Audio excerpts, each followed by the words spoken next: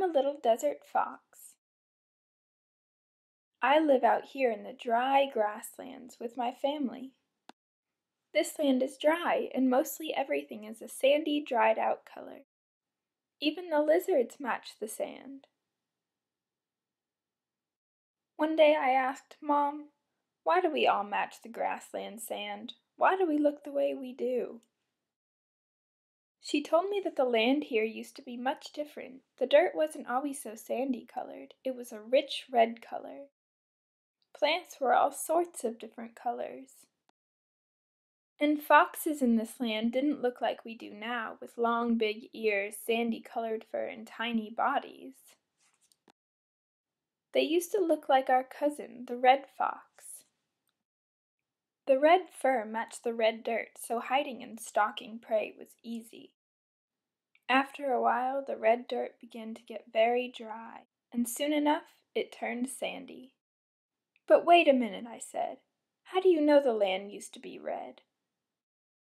"Well," said my mother, "if you look at the layers in the rock, you can see that underneath all of this tan-colored sand, there used to be red rock.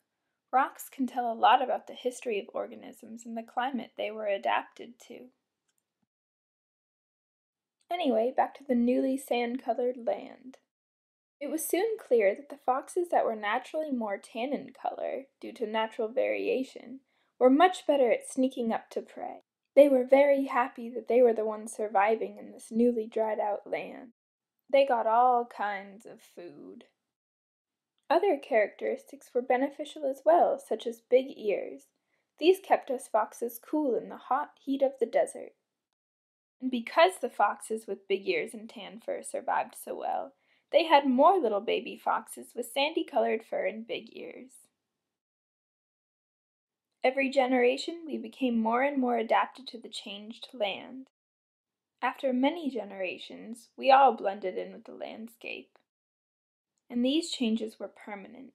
They were adaptations to the environment, and these characteristics were embedded in our DNA now. Because of that climate change, we now look like big-eared, tan-colored little foxes, because that's how we do best in this climate.